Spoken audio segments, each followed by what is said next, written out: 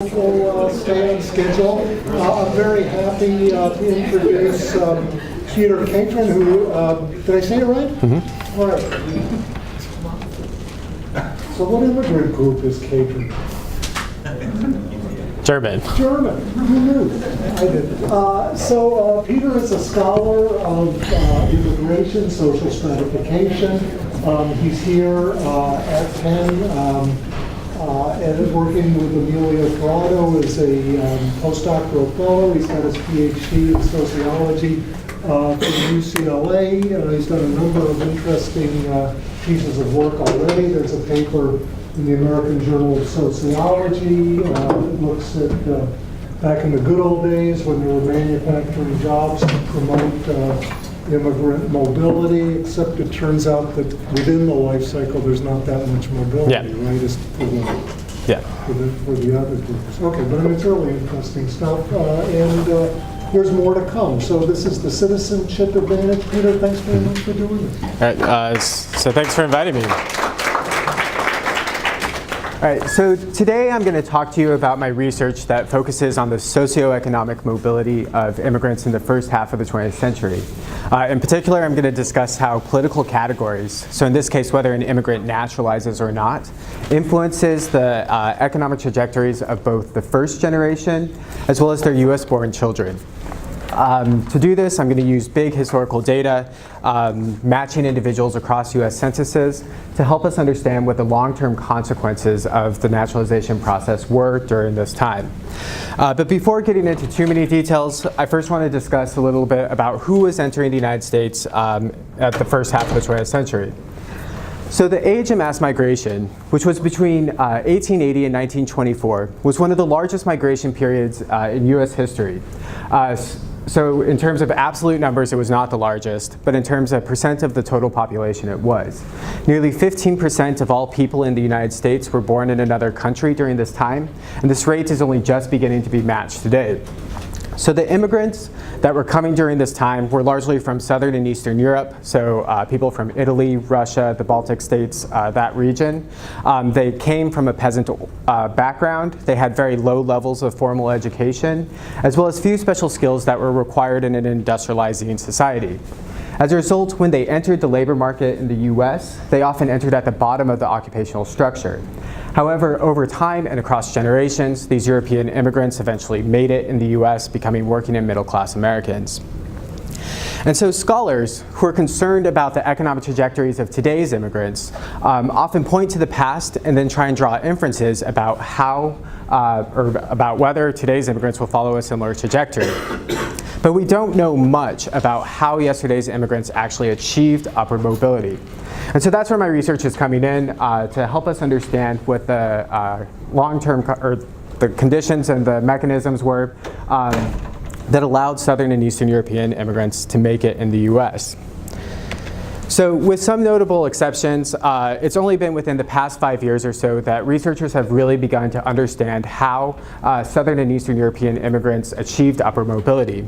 This has largely been driven by the release of digitized data, including full count censuses, passenger records, naturalization records, company personnel files, which he mentioned earlier. That has allowed us to track individuals across time to understand what these long-term consequences were. So researchers have looked at things such as what names immigrants give to their children, what names immigrants take on themselves if they're going to change their name, so changing your name from, say, Giuseppe to Joe. Researchers have also looked at how geography impacts intergenerational mobility and other variables such as intermarriage, child mortality, and things like that. But most of this research has largely focused on the social and economic spheres of ethnic inequality. What's missing from this research is the political dimensions effect.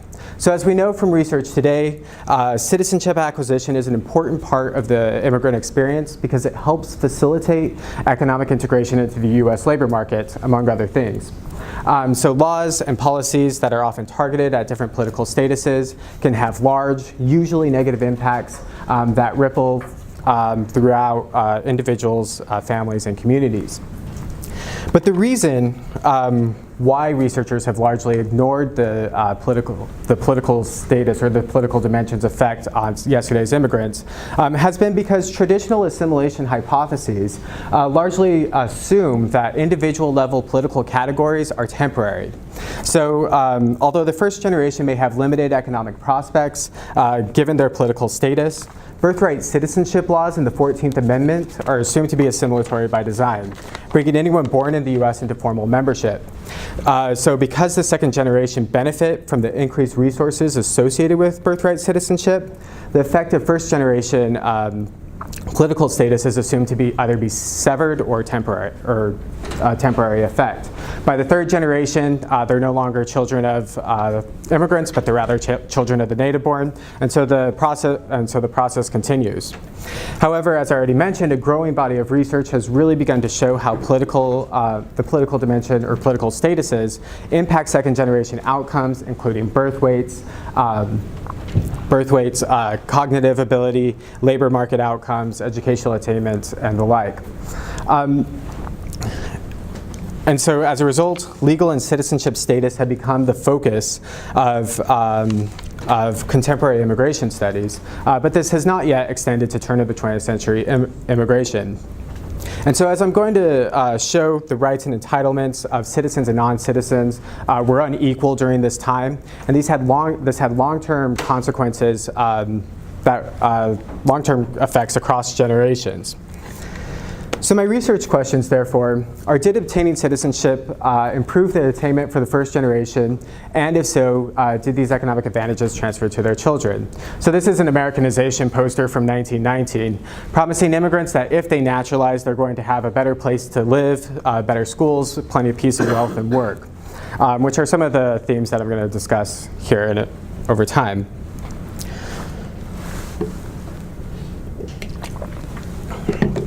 So the remainder of the talk is going to move forward as follows. First, I'm going to give you a historical overview to help you understand why we should expect citizenship to create inequalities between individuals during this time. Then I'm going to discuss first-generation outcomes using full count censuses to show the economic differences between citizens and non-citizens.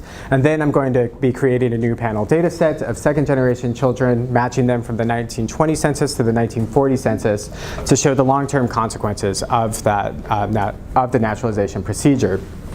And then I'm going to conclude. So the historical context.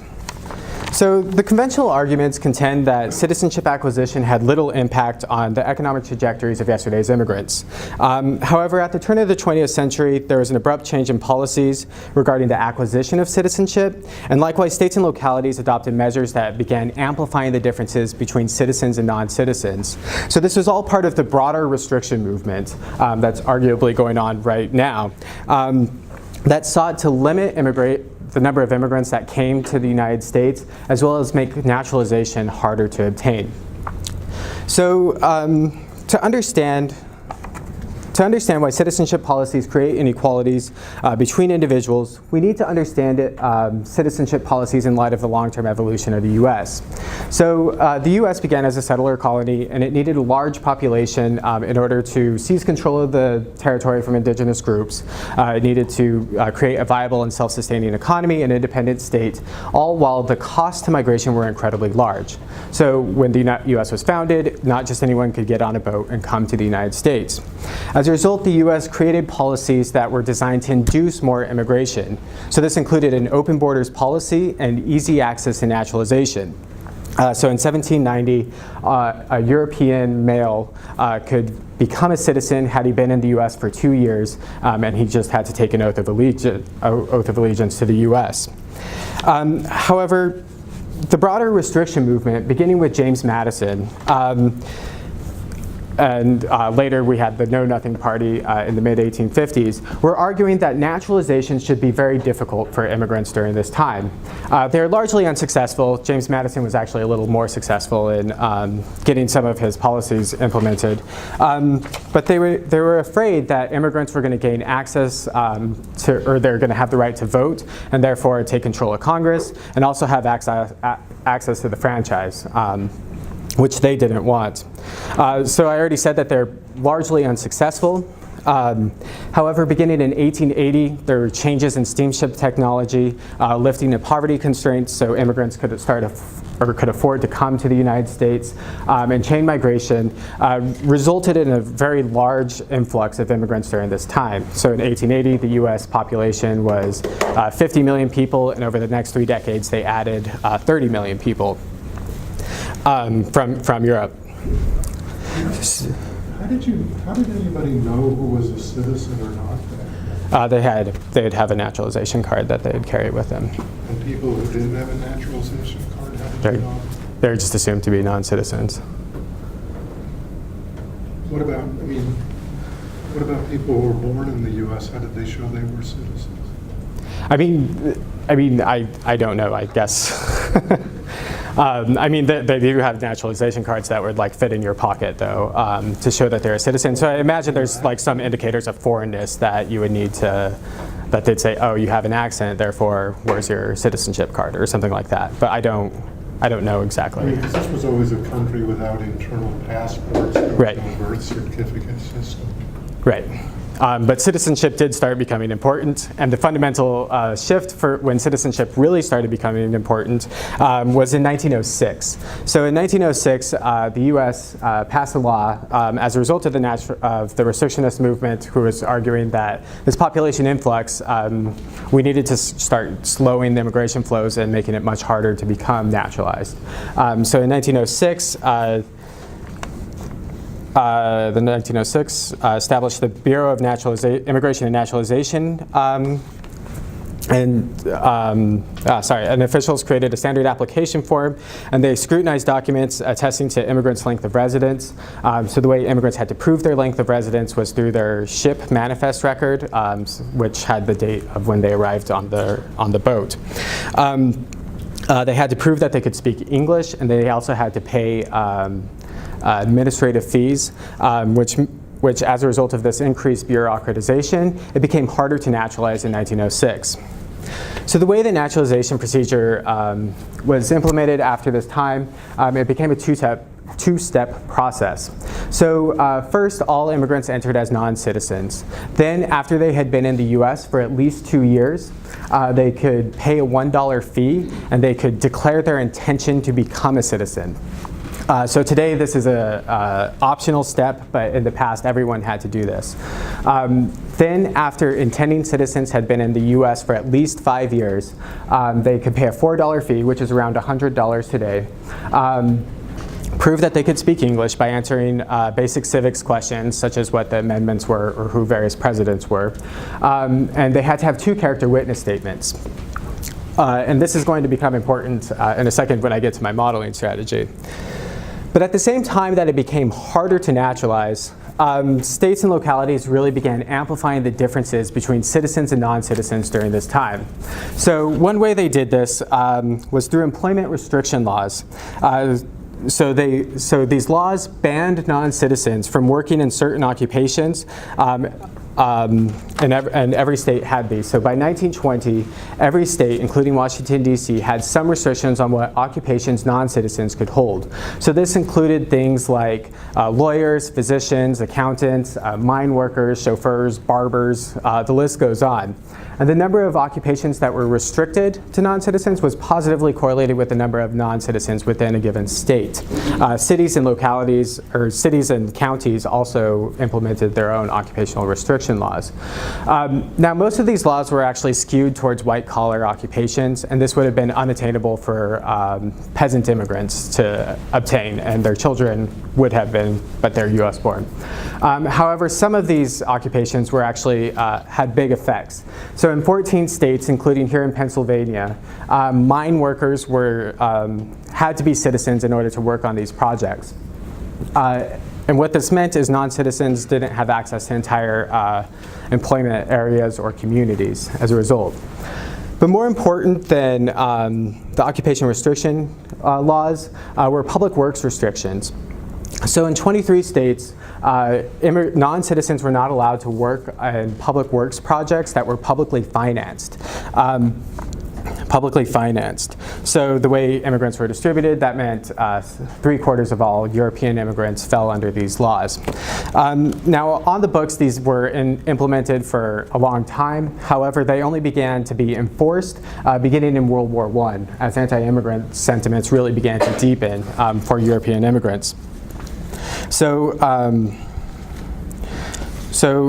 they began to be enforced. So the moment that they became enforced, it caused a lot of problems. Contractors started being thrown in jail because they're hiring non-citizens. Non-citizens were laid off, and they began rushing to the Naturalization Bureau in order to get their papers so they could continue working on these projects. Ultimately, they're challenged in the courts with the judges ruling that, or accepting the argument that it was enough to justify exclusion given that there is a presence of unemployed Americans during this time. And so again, these large public works projects, which includes things like New York's subway system or San Francisco's trolley system, I believe LA's trolley system was built under these laws too, became unavailable for immigrants, and these were very, very big projects. Finally, private employers also began restricting promotions to citizens through what are called Americans First or All Americans campaigns. These are terms that have come up more recently. So employers would often hire or only promote citizens within their firms. And these really began to take off during World War I. So my title slide was actually a picture of one of these classes. So Ford Motor Company required all of their Southern and Eastern European immigrants to take classes in English and civics, which resulted in a very high naturalization rates among their workforce, their immigrant workforce. So they really picked up during World War I, primarily because they viewed it as their patriotic duty to discriminate against immigrants, non-citizens, who would otherwise be eligible to go to war or be eligible for selective service. So the dark side of being a citizen is you can be drafted into war. However, employers were also worried about the Bolshevik movement, where they felt that Bolshevism was going to ruin American industry. They also believed that just having a citizen workforce was going to be a more productive workforce.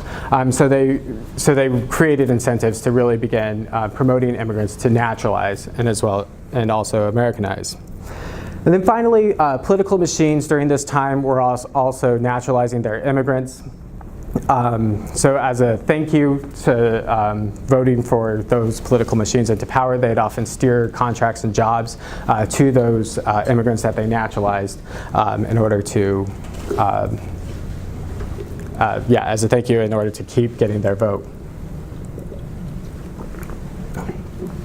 And so the historical evidence points to multiple direct effects of citizenship on economic outcomes through changes in the law and the sudden enforcement of those laws, as well as employer practices preferring citizens over non-citizens. Because parents' social background has large effects on children's later outcomes, the positive effects of citizenship likely had lasting effects across generations. So an implication of citizenship providing better economic outcomes for understanding intergenerational mobility is that citizenship matters insofar as it signals parents' membership that in turn affects the second generation's outcomes. So parents' membership confers formal rights and privileges such as access to certain jobs, as well as informal components such as a better sense of belonging to the community, as well as better understanding of American institutions.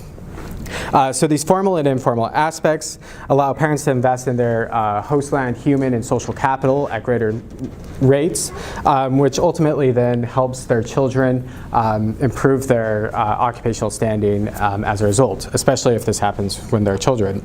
So to make this concrete, here's a diagram that describes the relationship between parental citizenship and second generation success. So in agreement with the current literature, both parental characteristics and community characteristics hold an influence on both who becomes a citizen and who doesn't, as well as on the child's social destinations. So the parents' characteristics include things like years spent in the United States, age, English ability, those sorts of things. And they're going to exert their influence on both who becomes a citizen, as well as have a direct impact on the second generation outcome. such as through increased education, wealth, ambition, and those sorts of things. Community activities such as the presence or absence of various economic opportunities and the strength and structure of their ethnic communities are also thought to help bring immigrants into citizenship, as well as have an influence in their child's social destination, as has been shown throughout the assimilation research or literature. However, there's likely this direct impact on citizenship, on child social destination, through those increased tangible and intangible resources that I just mentioned. Now, it's important to note that citizenship may matter more for some ethnic groups than other ethnic groups. So this is because some groups during this time, like the British, were entering and they already spoke English. They already knew how to live in an industrializing society. And they also probably had similar values as the native born during this time. Whereas other groups, such as Eastern Europeans, likely found more value in citizenship because there's a way to signal that they're trying to become more American, or to show that they're trying to be like US-born citizens. So this, keeping that in mind, this leads me to my first question. Did citizenship acquisition improve attainment for the first generation? So to begin, I'm going to use the complete count 1920 decennial census. I'm limiting the sample to only men who were born in Europe and were between the ages of 25 and 65. They had to live in the US for at least 5 years because of the residency restriction, and they're living outside the South, although inclusion of those who are living in the South doesn't change anything. This leads to a sample of 4.4 million men.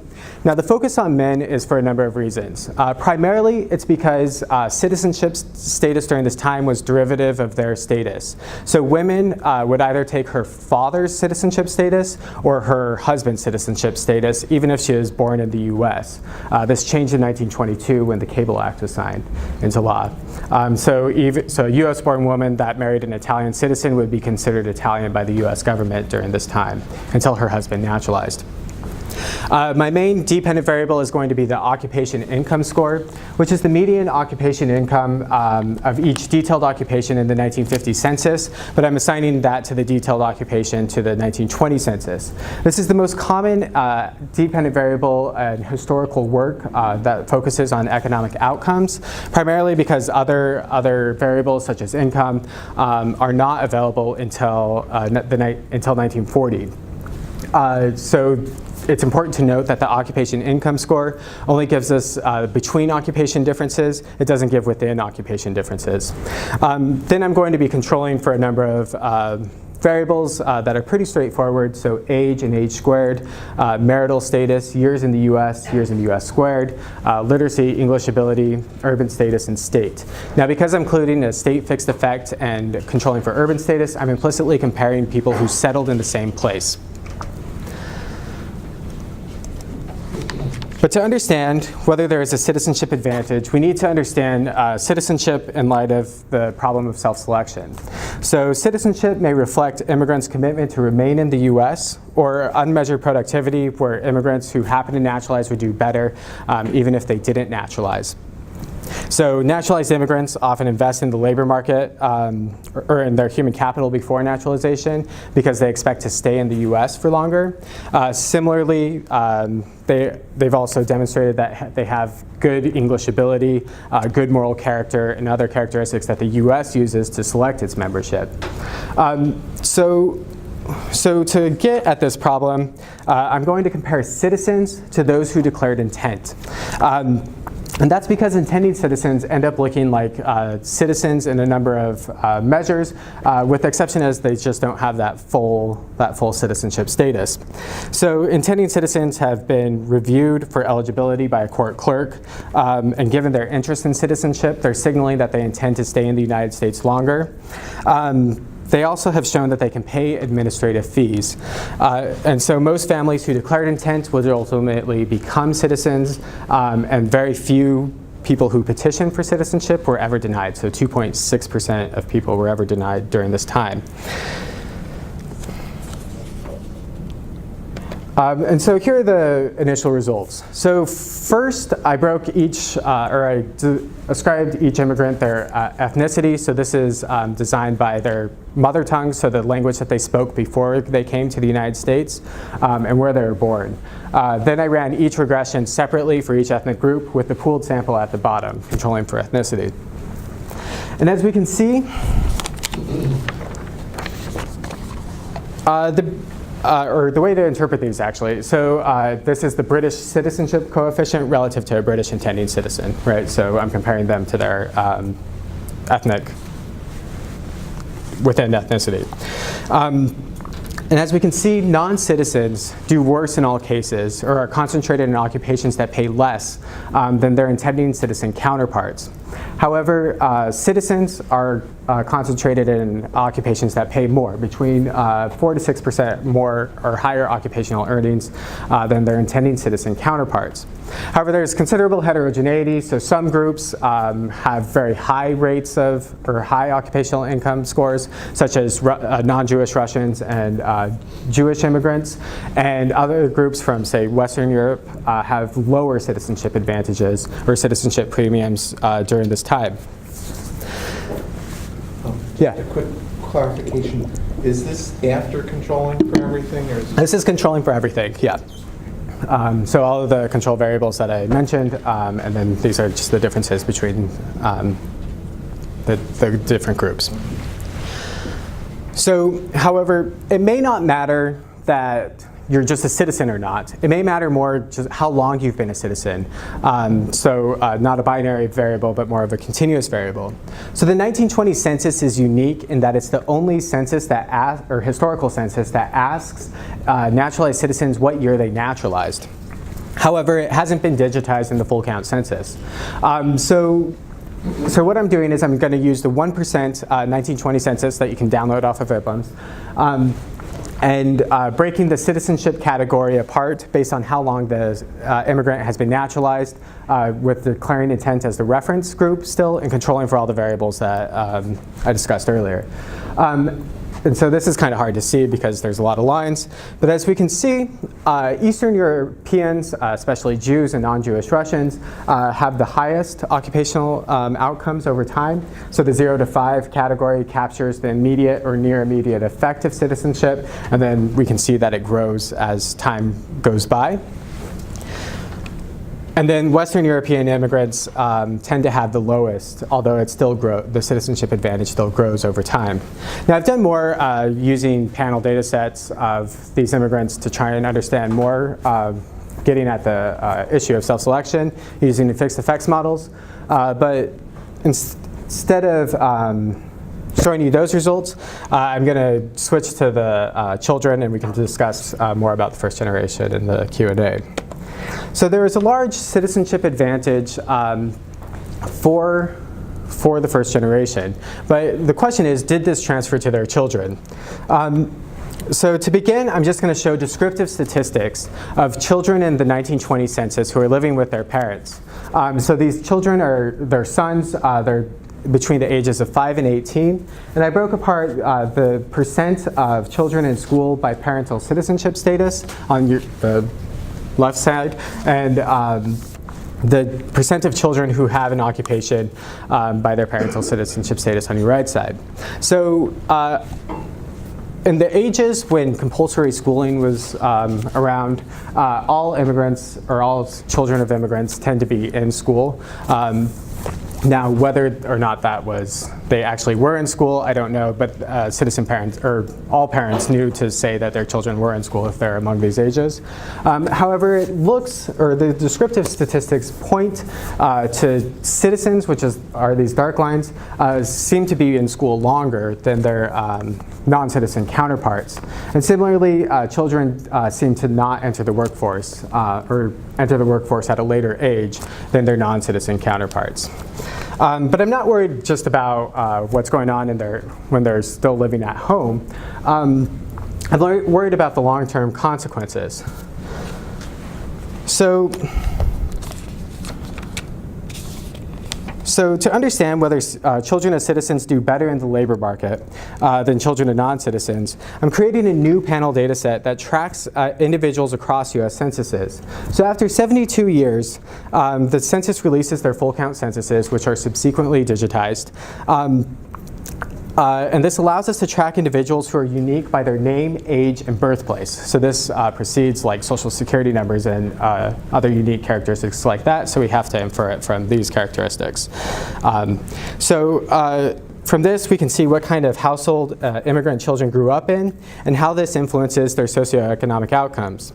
So I'm creating a sample panel data set of 765,000 second-generation children. They're all born in the US.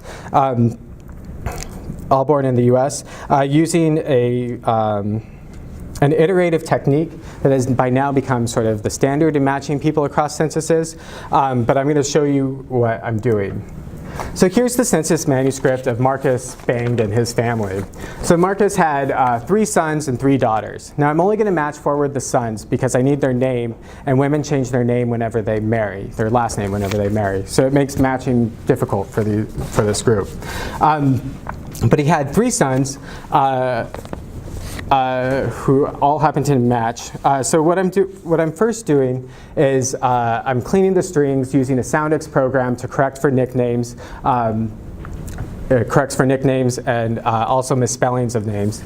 Then I'm taking all of the second generation children in the 1920 census who are between the ages of 5 and 18, and I'm finding them in the 1940 census and their 1940 census records. So first I look for exact matches based on their name, age, and place of birth. So their name, age, place, and birth. So if there's an exact match, then they're included in the final sample. However, if there's not a match, then I look within 1-year age bands, so plus or minus 1 year, and then I look within a 2-year age band, so plus or minus 2 years. If there's only one match, then they're included in the final sample, but if there are multiple matches or there is no match, then they're not included in the final sample. And we can discuss about the representativeness of this in the Q&A. So as I already said, I'm creating a sample of 765,000 second-generation children, which is about a 35% match rate of second-generation children from the 1920 census, which is good for these types of procedures. And I already mentioned that they're between the ages of 5 and 18. So instead of looking at occupational income score, my dependent variable is years of education and income. So as I mentioned, 1940 is the first census to ask for these questions. And then I'm going to be controlling for a number, or their measures in the 1920 census. So the children's age and age squared, family structure, parental citizenship status, their parents' age and age squared, parental literacy, parental English ability, and their ethnicity, urban status, and state. However, we still have the problem of self-selection. Yeah, we still have the problem of self-selection, a parental self-selection into citizenship, even in the second generation outcomes. So earlier I corrected for this by comparing intending citizens to citizens. However, the differences between children of intending citizens and children of citizens are not necessarily going to get the intergenerational citizenship advantage completely. And that's because there's no guarantee that children of intending citizens didn't grow up with citizen parents. So analogous to an event history setup, children of citizens, their parental citizenship status is right-censored in 1920, and we don't know their parents' citizenship status after that. However, because we know that parentals or intending citizens became citizens usually soon after, children of citizens may have grown up actually or children of intending citizens may have actually grown up as children of citizens. However, just to keep the reference category consistent, I'm going to include, I'm still going to be comparing children of citizens to intending citizens, but this is going to give a more conservative estimate of the intergenerational advantage.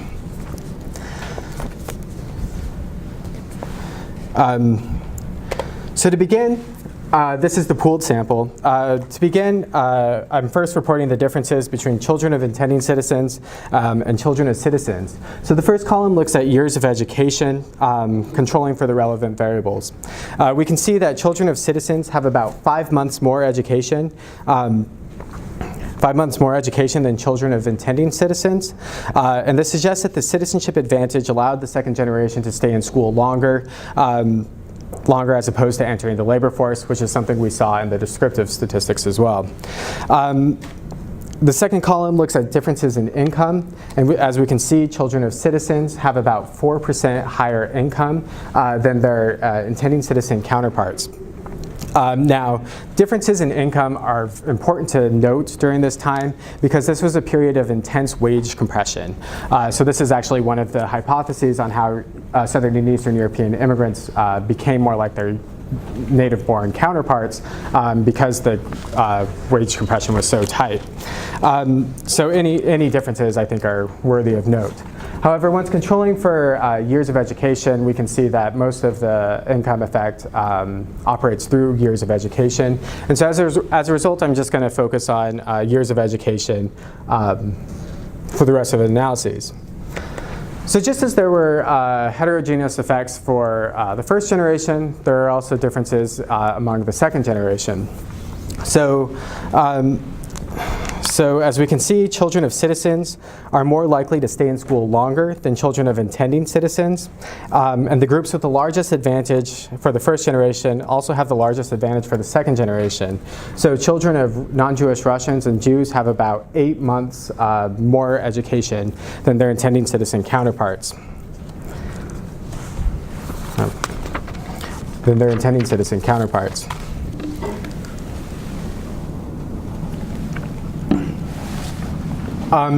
And we can see that children of non-citizens have fewer years of education, although they're not particularly huge. However, for the final analysis, it may not matter just the timing, or it may not just matter whether your parent was a citizen or not, but it may matter when your parent became a citizen, depending on when you were born. So as I showed earlier, the effect of citizenship was not immediate, but is rather gradual for the first generation. So the citizenship, but rather gradual for the first generation.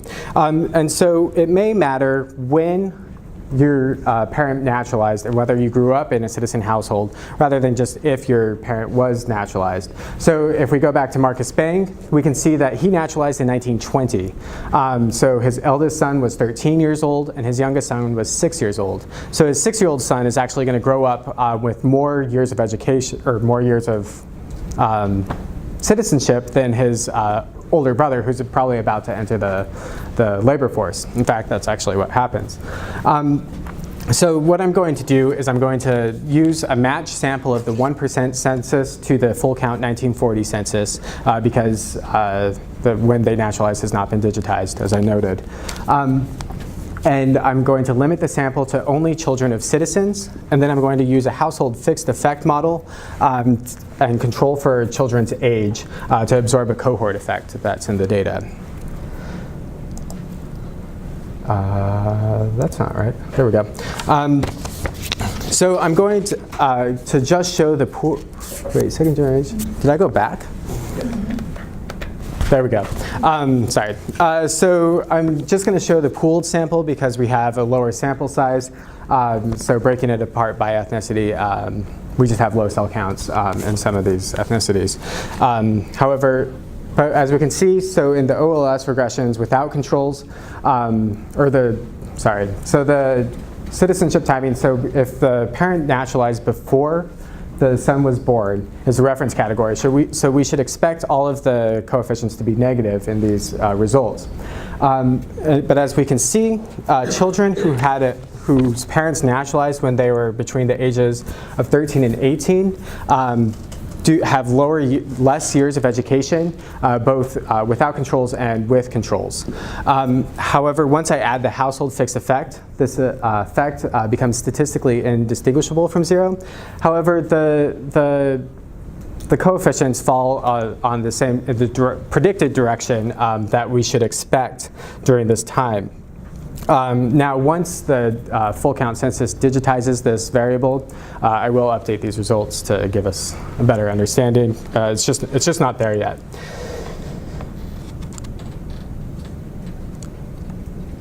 Yeah, so early naturalization allowed for greater investments in children, which then allowed them to stay in school longer, which then subsequently had large effects on their income or in their labor market outcomes.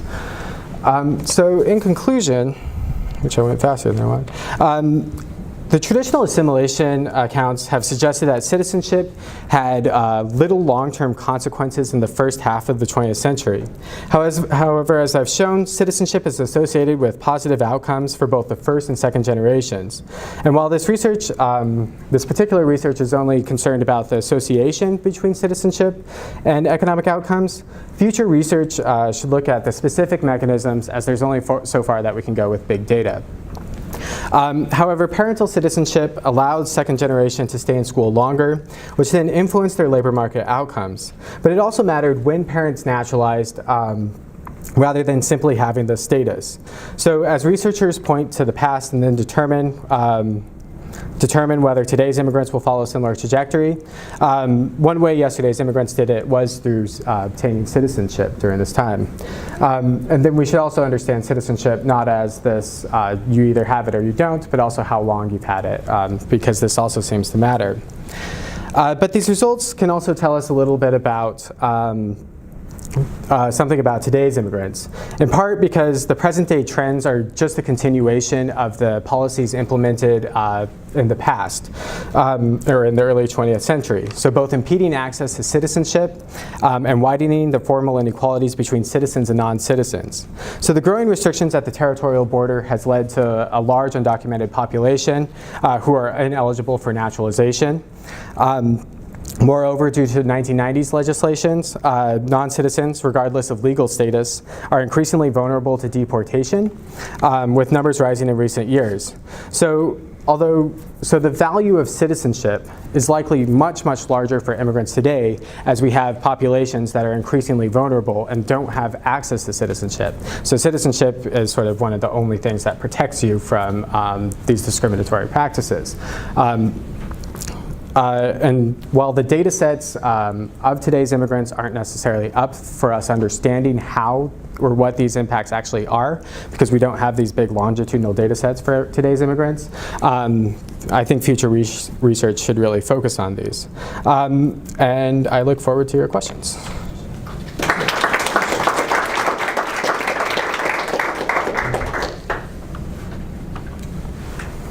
So lots of fascinating stuff. I actually want to have an extended conversation with you about this data.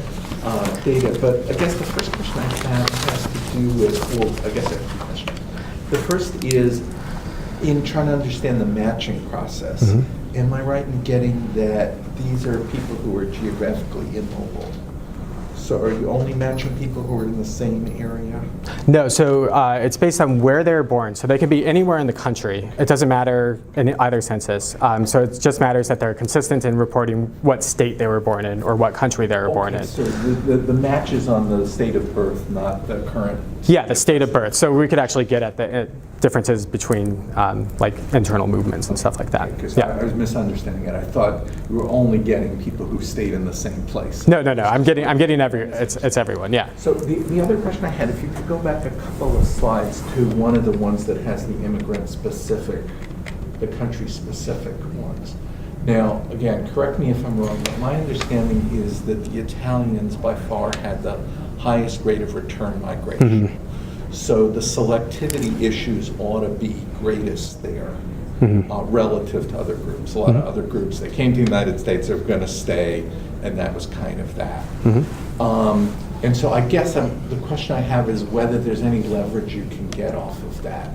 I guess I'm not seeing the results for the Italians as kind of standing out relative to other groups, and for me that basically tells me maybe I shouldn't worry about the self-selection business about, intending to become a citizen.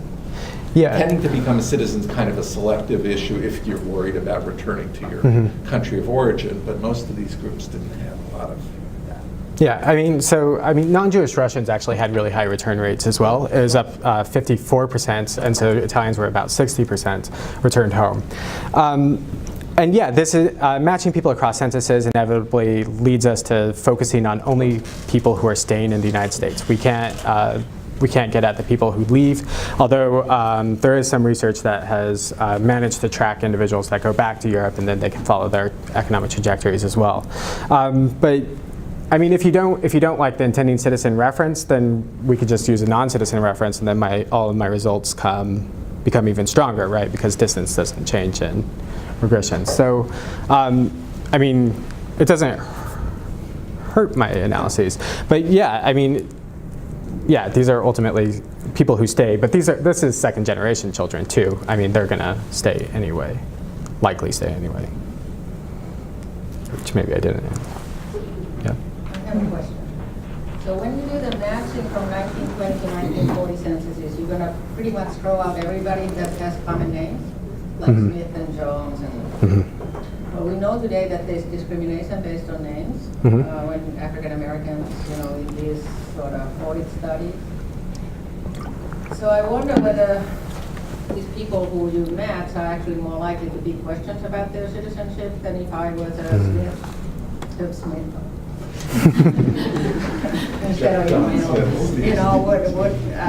so do you think there's any bias? Are these sort of biggest effects you would get? Because if there's this underlying discrimination for names, and you will be more likely to ask about your citizenship. I mean, we know there's discrimination based on names probably back then as well. Yeah, so it could. Do you think it affects your results? Yeah, so it could be that just people with more ethnic names who are therefore more likely to match are somehow being discriminated against more, or something like that. However, I did reweight the samples to match the population to match the 1920 population based on a number of variables using an iterative weighting technique to match IPM. So we can see that second generation children end up the coefficients are the same for the weighted sample, which should be representative of the whole population. But it's not necessarily representative of the match population because there's a selection bias in the match. Well, there are differences in matching, but it tends to correspond with like their characteristics, right? So, I've done a lot of matching, so I know that the name is a huge impact on match. Right, first name and last name. But for the second generation, what's going to matter the most is how immigrants name their children. So I mean, it is possible that if an immigrant names their child John instead of Giuseppe or something like that, right? That they're going to be more likely to match because all the other, say, Russian immigrants or Italian immigrants are naming their children with these more ethnic names.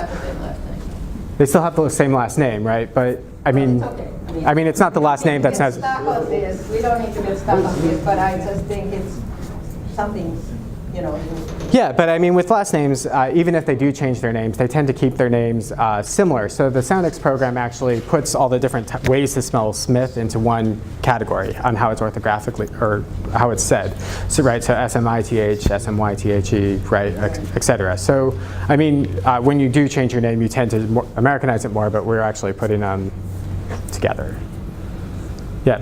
And picking up on Jerry's question. Yeah. You have a lot of heterogeneity in the effect of citizenship on the immigrant generation themselves and also across generations. Mm-hmm. And so what do you think explains the heterogeneity by national origin? How do you have to explain that heterogeneity? Why is it that? Yes. Second question. Okay. That, I don't know if you can, the other group that I'm thinking about is the Chinese. Okay. And, I don't know if you focus on just European immigrants, but the Chinese Exclusion Act was a group that was specifically targeted as a group that was denied citizenship and membership. I wonder have you looked at them? Can you include them in this analysis? Is it feasible to have also that as a reference? Okay, so I'll take the Chinese question first.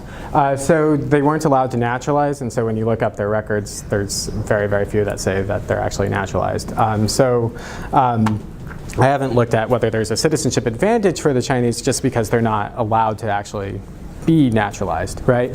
I have looked at other groups such as Mexicans, though, who were allowed to naturalize and were sort of subjected to a lot of these different types of policies in the Southwest. And so we can see in California there's actually very large effects for Mexican immigrants during this time. Now, the heterogeneity, what's explaining this, right? I mean, what are the mechanisms? So in the European literature, they tend to, they do discuss this, right? We don't really discuss this necessarily in the US literature. But they think of it as sort of signaling to employers that they are going to remain in the US and that they're also working towards improving their human capital and they're going to stay in the companies longer, things like that. So it's more of a, citizenship is sort of a signaling mechanism, but that's going to matter more for some groups than others, right? So as I said, British immigrants may not have needed to show that they're citizens because they're already being treated as members because they already speak English and people can understand them. Whereas for Eastern Europeans, right, it matters more, like being able to signal that you're going to become like an American, it matters more, especially as world events are occurring in Russia and those sorts of places. That employers think, well, you're going to be affected by those types of events as well, right? So Bolshevism, say, they don't want to hire people who are sympathetic to that cause. Becoming an American signals that. Yep. Yeah. So it seems like one of the really critical issues here is whether the intending citizens are good counterfactual for the actual citizens. I'm wondering if there's like a kink in any kind of legislation that could allow you to pull out more of a causal effect. So you mentioned there's a law passed in 1906. Yeah. I wonder if people who come just before that law, just after that law, have divergent rates of citizenship attainment or something like that? Yeah, so I have thought about trying to leverage this. It's just that with the 1920 census, there's because it's only the 1% census, it's not a huge population to know when they naturalized. So once they digitize this, yeah, I will definitely look at this easier, harder naturalization process. But yeah, that's